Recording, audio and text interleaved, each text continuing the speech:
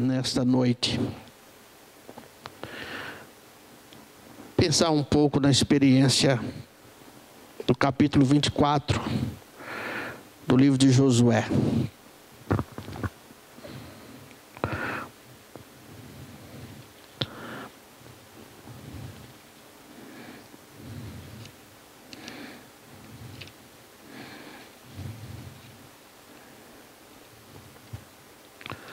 Hoje pela manhã,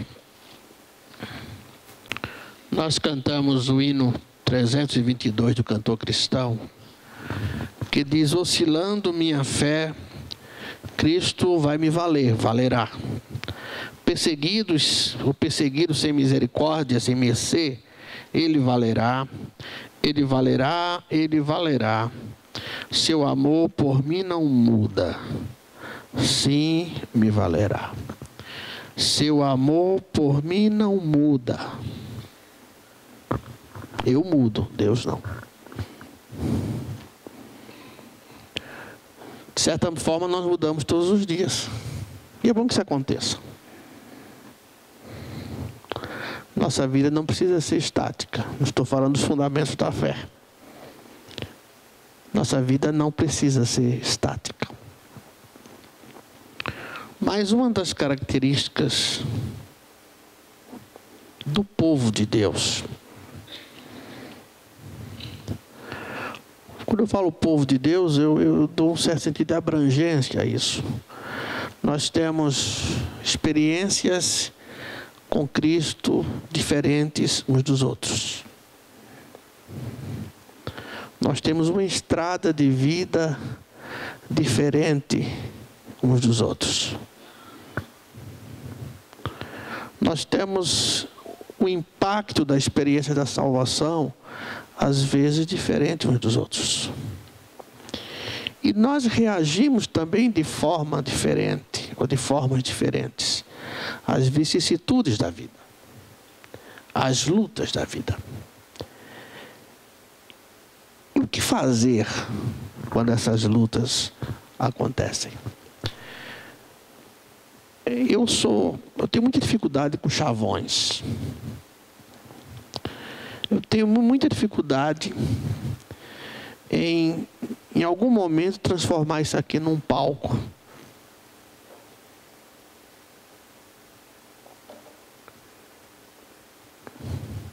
E muito menos em altar. Não temos altares.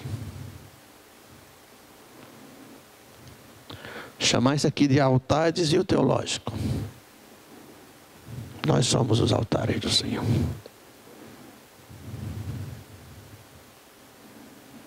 Podemos ter funções diferentes. Isso aqui é para facilitar.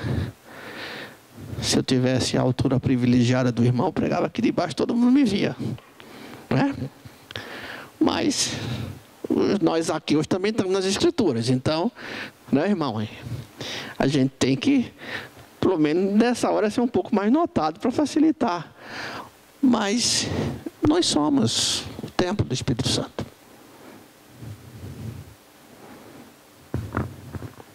É sagrado o que está aqui, é sagrado ali no sentido de separado para uso.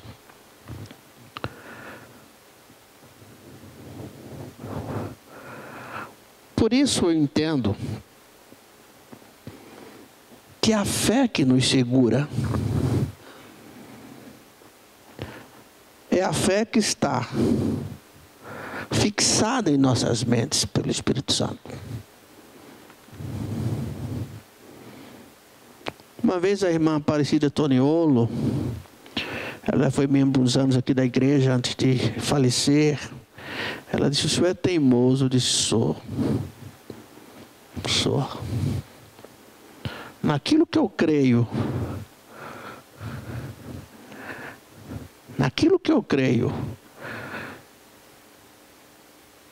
que é a direção de Deus,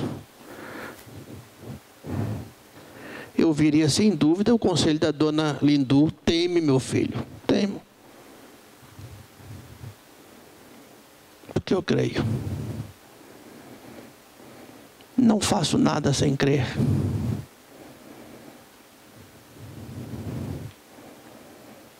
Isso não quer dizer que as coisas sejam fáceis.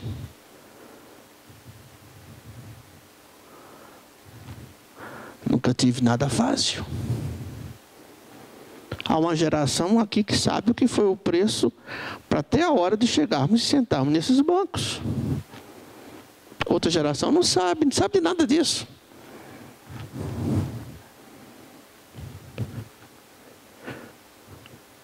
Hoje talvez você more numa condição mais confortável e não sabe o que foi a caminhada para chegar ali.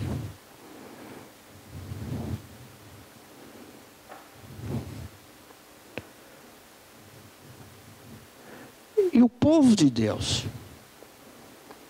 nós temos a tendência de esquecermos os atos de Deus no passado.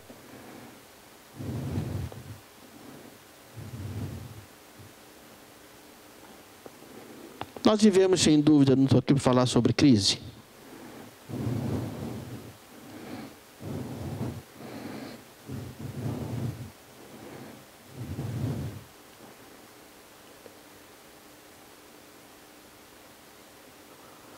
Que basta ler.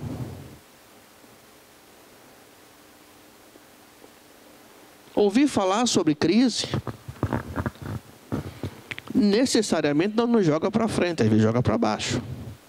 Mas deixar de ouvir falar sobre a crise é ignorar a realidade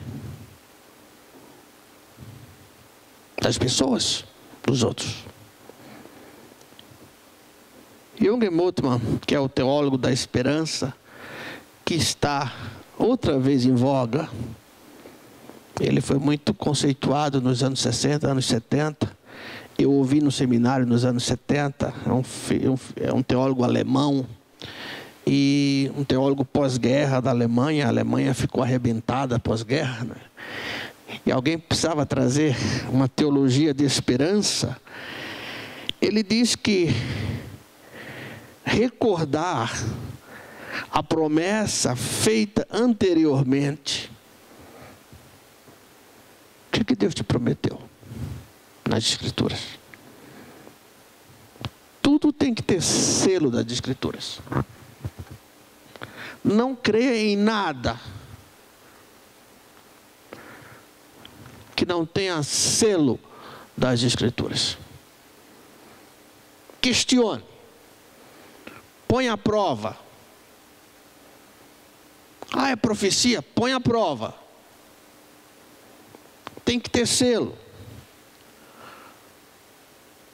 Esse teólogo alemão diz que significa perguntar ao passado acerca do futuro.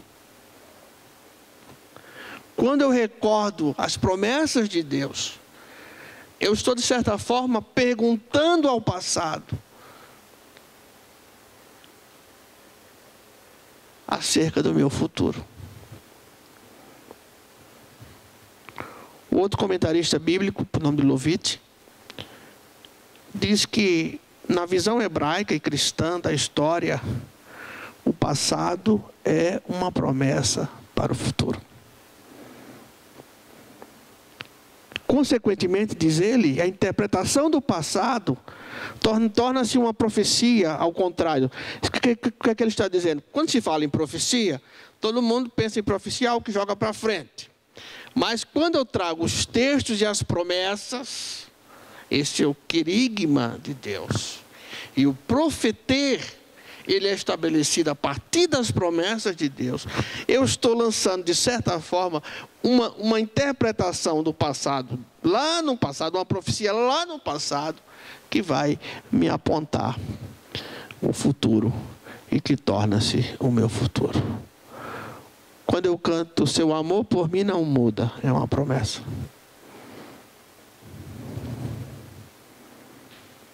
Estou doente, seu amor por mim não muda. Estou na congregação de Adulão, seu amor por mim não muda. E por que isso? Porque a Bíblia diz que não muda. Eu não nego crise. Eu não nego problema. O que nós vamos nessa noite, depois lá em maio, pensar nos textos, é que precisamos olhar no passado, o passado como fonte de esperança. Nós costumamos olhar o passado, eu fico impressionado quanta amargura em alguns dos nossos corações quando se fala do passado.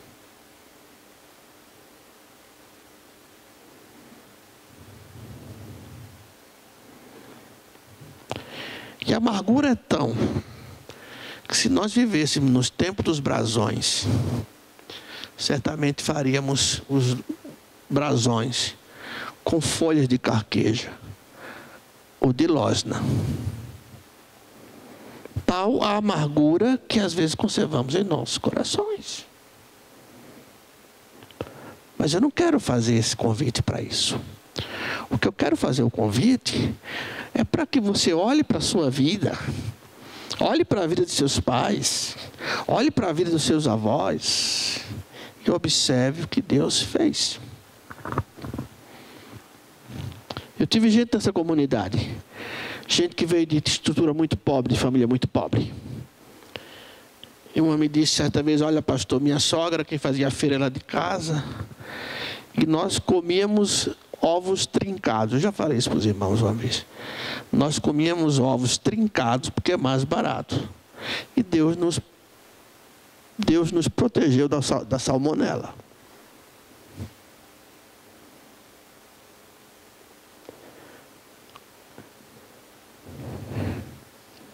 É isso que Josué vai começar a fazer lá no capítulo 24. O que faz Josué? Vejam só.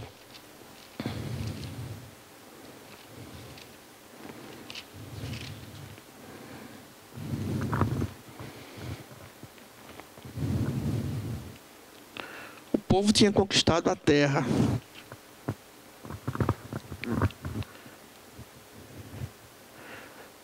Nós nos esquecemos da caminhada para a conquista. Sabe por que hoje em dia nós já não vemos mais pessoas vindo aqui à frente agradecendo a Deus pelas formaturas? Porque um tempo mais atrás era muito sacrifício, e é até hoje. Quando alguém conseguia fazer colação de 1 grau, era um motivo de muita gratidão a Deus, e que hoje passa desapercebido pela igreja. Ou porque papai pagou, ou porque eu consegui um emprego, ou porque eu tive uma bolsa. E eu não entendi que nessa caminhada, quem me sustentou todos os dias? Quem foi o Deus que sustentou quando você não tinha lanche, não tinha calçado, não tinha roupa adequada?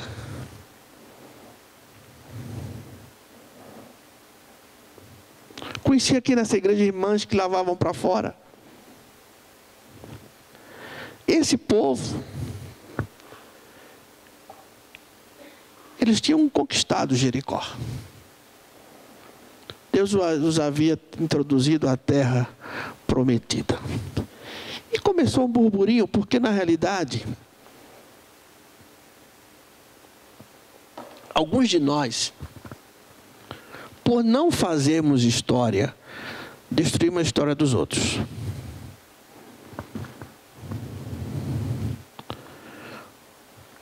Talvez alguns de nós pudéssemos, isso eu falo de modo geral,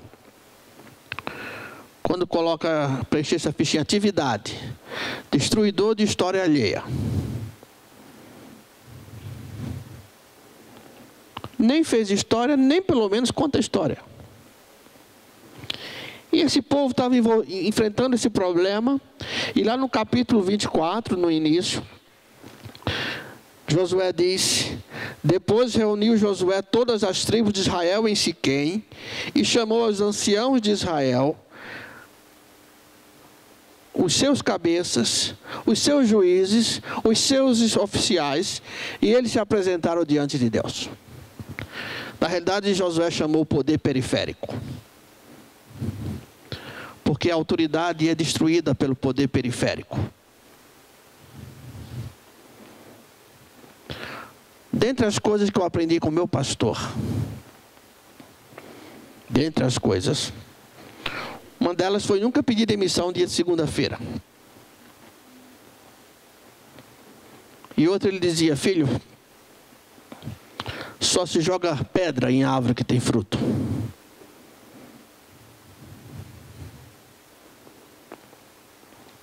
Mas o poder periférico derruba muita gente. Você está lá como advogado, no seu ambiente, fazendo seu trabalho, rogando a Deus, pedindo orientação a Deus, e se de repente você já começa a ganhar no poder periférico inimigos que não querem a sua ascensão, e que vão minar isso. Por isso que Josué chamou, vem cá, anciãos, cabeças, juízes, oficiais. Eles se apresentaram diante de Josué. E você vai ler o capítulo, até o versículo 13, e Josué vai começar a narrar o que Deus fez. Por quê? Por que a liderança? Porque a liderança é essa liderança que mina.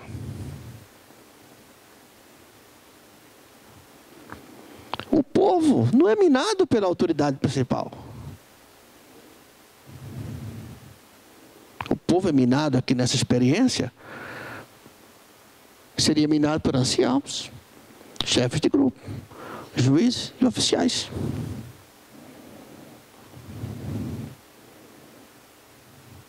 Porque alguns já haviam parte daquele povo, muito daquele povo, e gente também leal, gente fiel que morreu de idade, já havia morrido.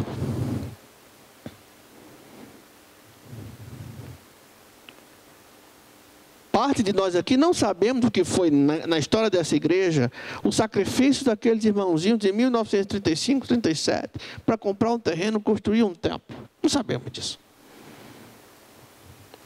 Como amanhã, não vou saber do sacrifício que os irmãos fizeram para edificar isso aqui.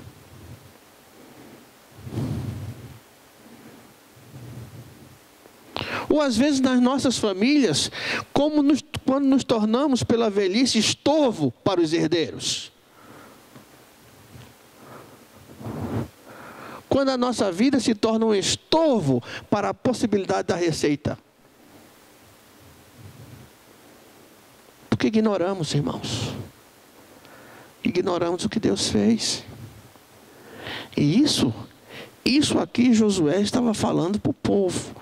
E lá no finalzinho ele diz, quando Deus fala, e quando vós, versículo 11, passando o Egito, o Jordão, vieste a Jericó, pelejaram contra vós os homens de Jericó, os amorreus, os perizeus, os cananeus, os heteus, os gigazeus, os heveus, jebuseus, porém os entreguei na vossa mão. Pois enviei vespões adiante de vós, que os expulsaram de diante de vós, como aos 2 reis dos amorreus, não com a vossa espada, nem com o vosso arco. E eu vos dei uma terra que não trabalhastes, e cidades que não edificastes, e habitais nela, e comeis de vinhas e de olivais que não plantastes. Isso acontece com muitas histórias de família, por exemplo. Recebemos de mão beijada.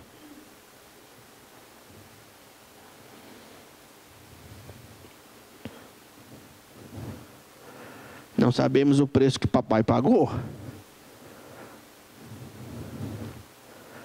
Não sabemos a história de vovô. Não sabemos o sacrifício de mamãe.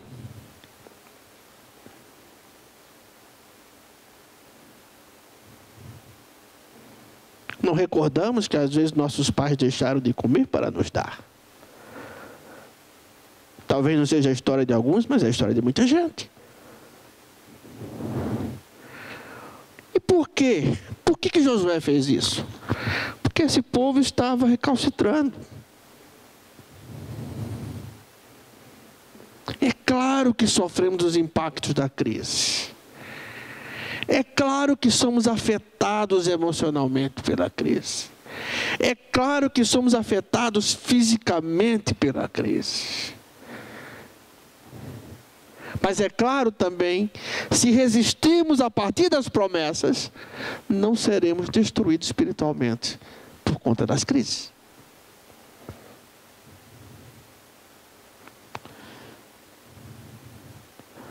Aí no versículo 14, Josué diz: agora, pois, temei ao Senhor e servi-o com sinceridade e verdade. Deitai fora os deuses que serviram aos vossos pais da além do rio e do Egito, e servi ao Senhor. Mas se vos parece mal o servirdes ao Senhor, escolhei hoje a quem haveis de servir, se aos deuses a quem serviram vossos pais, que estavam além do rio, ou aos deuses dos amorreus, em cuja terra habitais, porém eu e a minha casa serviremos ao Senhor. Nesse contexto aqui, Josué definia isso. Hoje nem sempre podemos. Podemos orar.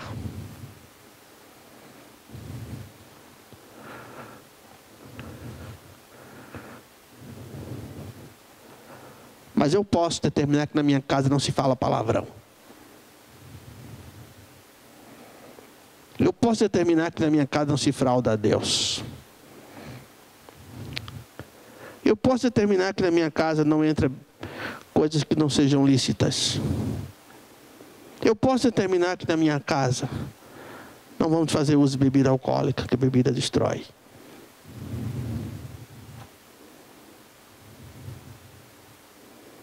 Na rua não sei, mas na minha casa eu posso.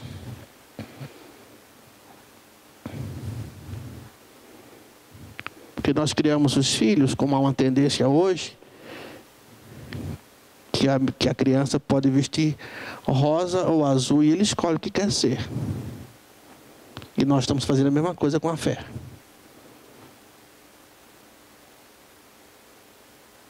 Andamos o tempo todo em cima do muro. E não servimos de exemplo de fé.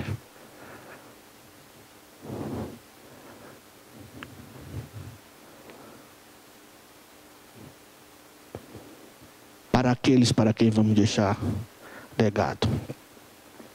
Eu lembro muito bem do caderno que vivia na gaveta da barbearia do meu avô. Ele era separado por páginas. Ele era barbeiro. Já contei isso aos irmãos uma vez. Dentre as coisas que eu lembro dele, é que diariamente ali ele separava o dinheiro do dízimo, o dinheiro do aluguel, o dinheiro da água, o dinheiro da luz, o dinheiro da feira. E aí daquilo que sobrava, ficava o dinheiro que ele dava aos netos de vez em quando. Eu lembro disso. Isso marcou minha vida. Como? Num lar onde se recalcitra, num lar onde a dubiedade de fé também marca.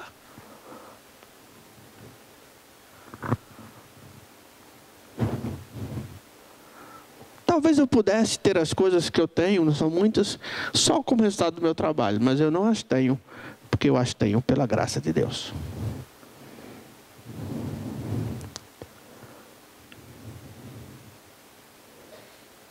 O texto é conhecido, os irmãos lembram que o povo responde: longe de nós, esteja de nós abandonarmos ao Senhor, versículo 16, para servirmos a outros deuses.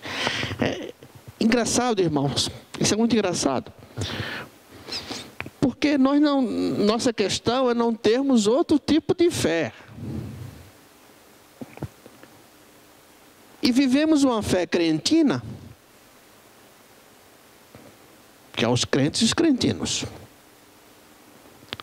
E vivemos uma fé cretina, uma fé sem consistência, uma fé ao nosso modo, como se aquilo agradasse a Deus e fizesse diferente de idolatria. Não Não faz. É como se eu obedecesse a meu pai só quando eu quero. Que obediência é essa? Que eu amasse,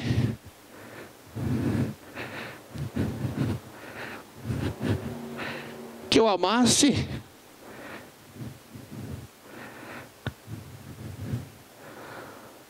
e que Deus conservasse próximo a mim só as pessoas boas. Eu ouvi isso hoje. Me mostra o texto. Me mostra o texto.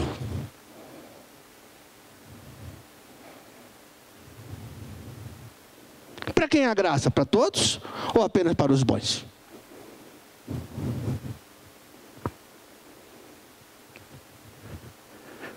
Porque o povo de Deus, nesse contexto aqui, eles achavam que podiam servir a Deus. Eles dizem, porque o Senhor é o nosso Deus. Ele é quem nos fez subir e a nós, aos nossos pais, da terra do Egito, a casa da servidão, de quem fez estes grandes sinais aos nossos olhos, nos preservou de todo o caminho em que andamos e em todos os povos pelo meio dos quais passamos.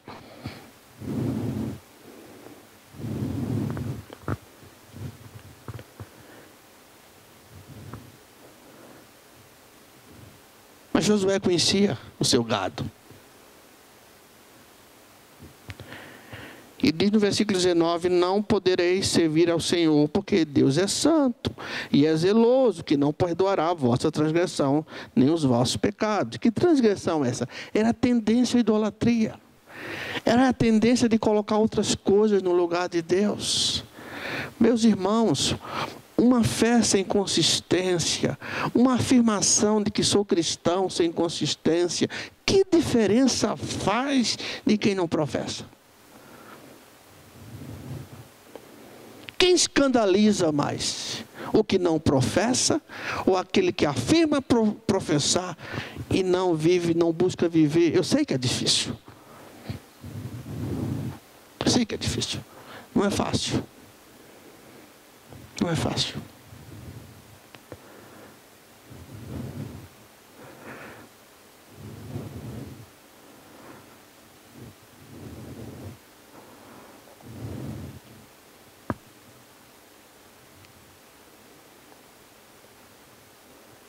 No verso 23, Josué recomenda: inclinai o vosso coração ao Senhor Deus de Israel. Coração é enganoso. Por isso que, de certa forma, ele tem que estar no cabresto de Deus. É para ele que eu inclino. Eu não sei como serão as coisas. Sei que será.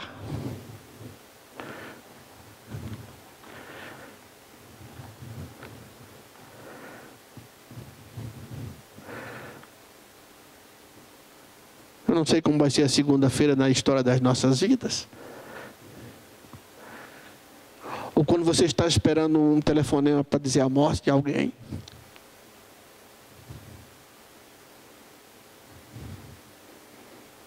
Ou quando toca de surpresa.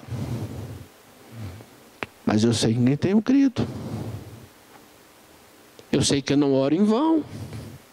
Ainda que às vezes eu penso que estou orando em vão. Eu sei que meu Redentor vive. E é isso que Josué está dizendo. Chamou a liderança para falar os feitos que Deus já fez. Falar os feitos.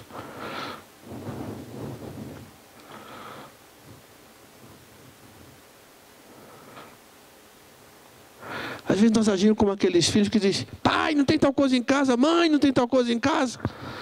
Então ele já tem por volta de 30 anos, já ganha o salário dele.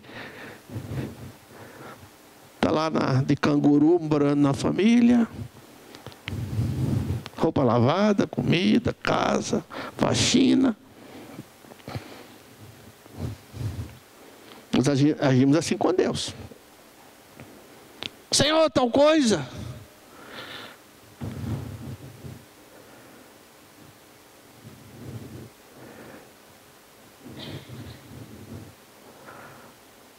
Ele nos dá aquilo que é necessário para as nossas vidas, eu sei disso.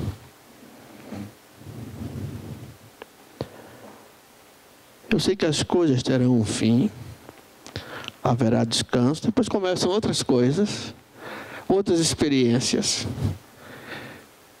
Os mais velhos aqui sabem que os irmãos talvez atravessem experiências que não imaginaram atravessar. Se ouvia dizer,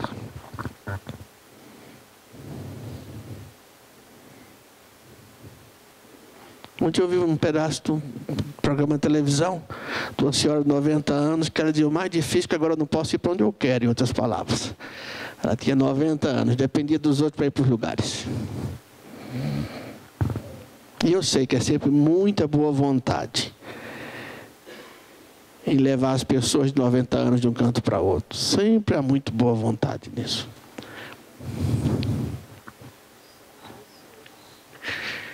Mas o que eu quero dizer com isso é que mesmo quando tivermos 90 anos, ou 100 anos, ou 70 anos, Deus é novinho em folha para aguentar o peso da nossa idade. Entende isso? Eu sei que temos lutas. Temos. E eu preciso crer. E eu quero crer. Eu necessito crer. Que Deus é amor. E que Ele, apesar às vezes das atitudes às vezes impensadas, ou de um momento, de um ímpeto, até mesmo atitudes erradas, opções erradas que fizemos, Ele conhece o nosso coração. Ele conhece. Ele sabe das intenções. Às vezes eu vejo aqui irmãos, os filhos adolescentes crescendo, e na medida que o adolescente cresce o estômago, né? Não cresce só o pé, não. Cresce o estômago também, né? E eu digo: Deus tenha misericórdia. Daqui a pouco vão estar todos adultos, casados, formados, fazendo família. E vocês vão dizer: até aqui o Senhor nos ajudou. Como é que conseguimos? Como é que conseguimos?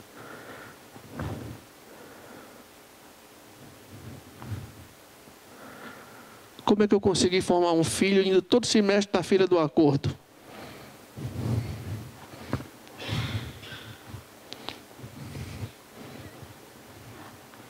Alguns nunca foram para a fila do acordo, outros foram. A primeira senha era dele. Eu brinco essas coisas, mas é apenas para lembrar. Olhe para o passado não com amargura. Aprendam a olhar o passado sem amargura. Aprendamos, eu também, a olhar o passado como promessa para me jogar para o futuro. Porque às vezes eu não compreendo o presente. Eu não compreendo às vezes. E quanto maior o seu senso de responsabilidade, mais dificuldade você tem com isso.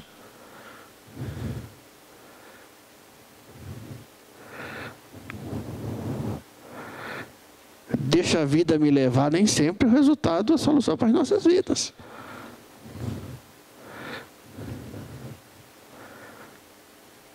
Aí eu preciso ir para o braço do Senhor. Eu preciso me inclinar para o Senhor. Eu preciso recordar o que Deus fez. Na minha vida, na vida dos meus pais, na vida dos meus avós, na vida da minha família, aquilo que faz com meus filhos. Eles vão aprender também a olhar o que Deus está fazendo. Aquilo que Deus fez nessa igreja. Os irmãos que estão com o Senhor, que se privaram às vezes de tantas coisas para ajudar nessa obra. Cada centavo desse período que não sabemos nem definir há quanto tempo estamos em atividade para arrumar essa casa do ponto de vista físico. Porque espiritual quem arruma é o Senhor, não sou eu. Eu oro. Mas olha para o passado. E você olhando para o passado, vendo o que Deus fez, você vai criar um ímpeto de coragem. Não estou dizendo que não teremos problemas. Não estou dizendo que não sofreremos efeitos da crise. Não estou dizendo que não seremos talvez desempregados. O que eu estou dizendo é que a promessa do Senhor me faz olhar para frente e esperar um futuro melhor pela promessa de Deus. Isso não me faz de mim uma pessoa alienada. Porque na medida que eu prego essa fé, eu prego também uma fé que muda, uma fé que restaura, uma fé que transforma, uma fé que liberta, uma fé que muda a condição de vida. Entendamos isso. Mas tem dia que temos medo. Temos. Eu tenho. Aí eu lembro do amor, porque onde existe o amor, o medo não permanece.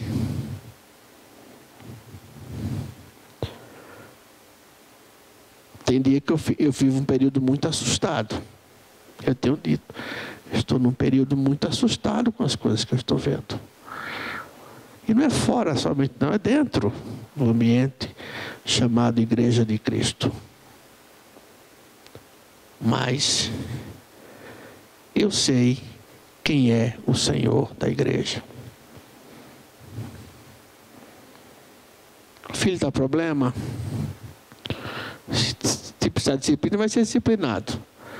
Mas não por conta da ira. Por conta do amor. Mas Deus está cuidando. Alguns dizem só Jesus na causa, né? Porque Jesus está na causa. Ele está na causa. Porque quando eu olho a promessa que diz: vinde a mim todos vós que estáis cansados e oprimidos, eu vos aliviarei. Tomai sobre vós o meu jugo e aprendei de mim, que sou manso e humilde de coração, e achareis descanso para as vossas almas. É promessa dele, e eu creio nele. Eu nunca coloquei adesivo: Jesus Cristo, o presidente que o Brasil precisa. Não. Ele não foi lá do rei do Judá, que vai ser... Não, isso aí é outra coisa. Mas eu sei que a promessa é dele. Eu sei que a promessa é dele. Até porque se Jesus fosse presidente, não ia ser só um Judas, né? A questão é termos conservado a esperança. Não deixe morrer a esperança.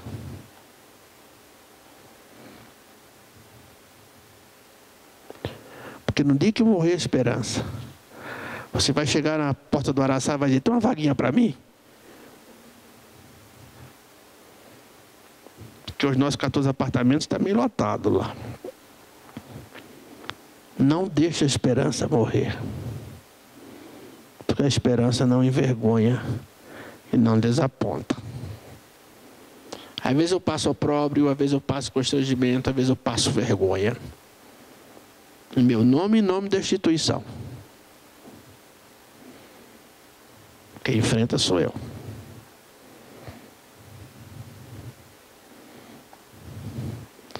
Talvez você não saiba. Sua conta com 15 dias de atraso da Eletropaulo, dificilmente liga para sua casa ameaçando cortar aqui. Ameaça.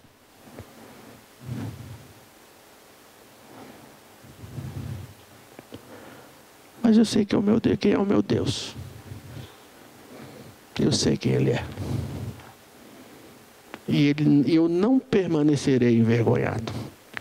Porque diz que a esperança não envergonha, não desaponta. Ele vai. Onde há uma morte, há um evento para a ressurreição. Onde eu morro, Deus ressuscita em Cristo. Que o Senhor nos ajude. Vamos cantar?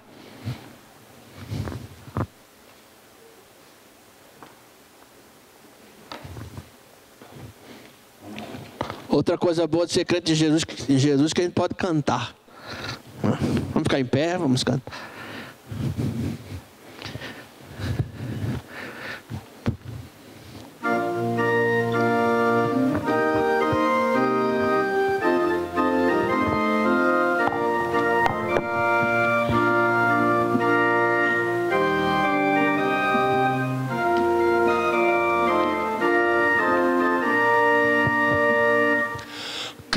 Cristo amado, sei que na força do mal, tu, meu mestre, sempre serás protetor.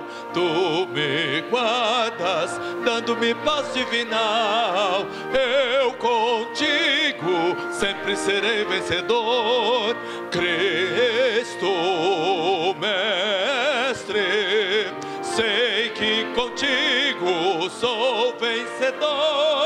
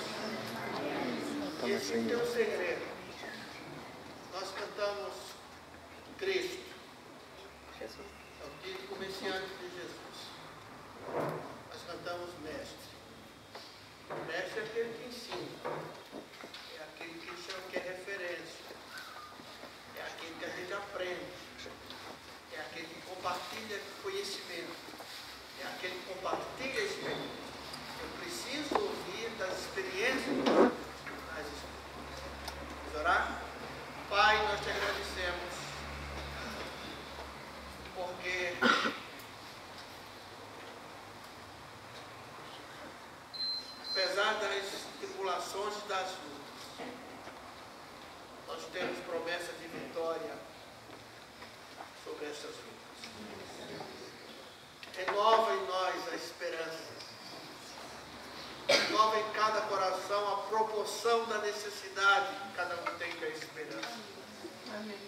E leva-nos em paz para os lares.